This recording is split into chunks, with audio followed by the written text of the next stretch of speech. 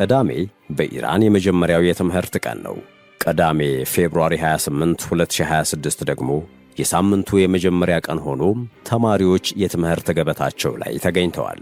እየተደረገ ከነበረው የኢራን አሜሪካ የሰላም ድርድር የሰላም ውጤትን ሲጠብቅ የነበረው ኢራኒ ድንገት በሳምንቱ የመጀመሪያ ቀን ዱብዳ ወደቀበት። በደቡባዊ ኢራን ሆርሙዝጋን ግዛት ሚናብ ከተማ ላይ ሕይወት እንደ ማንኛውም ቀን ቀጥላ ነበር። ታዳጊ ሕፃናትም ወደ ትምህርት ቤታቸው ገብተው እየተማሩ ነበር። አሜሪካ ከእስራኤል ጋር ባደረገችው ጥቃት ግን ኢራን ታመሰች። በኢራን ከሚገኙ 31 ግዛቶች በ24 ግዛቶች ላይ ሰው ሰራሽ እሳት ከሰማይ ዘነበባቸው። በሚናብ ግን የደረሰው ከዚህ የከፋው ነበር። የእሳት ዝናቡ ሮጠው ያልጠገቡ ቆመው ያልጠኑ ሕፃናትን ኢላማ ያደረገ ነበር።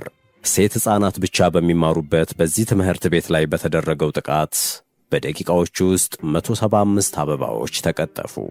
እንደ ብዙዎቹ ግምት ከሆነ ይህ ጥቃት የተፈጸመው በአቅራቢያ ያለውን የኢራን አብዮታዊ ዘብ የጦር ሰፈርን ለመደብደብ ታስቦ እንደሆነ ይገልጻሉ። በትምህርት ቤቱና በጦር ካምፑ መካከል ከግማሽ ኪሎ ሜትር በላይ ርቀት የነበረ መሆኑ ጥቃቱ ሆን ተብሎ የተደረገ ሊሆን ይችላል፣ አሊያም ደግሞ የአሜሪካ ኤአይ የሠራው ስህተት ሊሆን ይችላል ተብሎ ተገምቷል። ይህ ጥቃት ግን በዓለም አቀፍ ደረጃም ሆነ በራሳቸው በኢራናውያን የሚገባውን ትኩረት ያገኘ አይመስልም። ምክንያቱም ደግሞ በአካባቢው በመልካቸው ከሌላው ኢራናዊ የተለዩ ጥቁሮች የሚኖሩበት ስለነበረ ነው።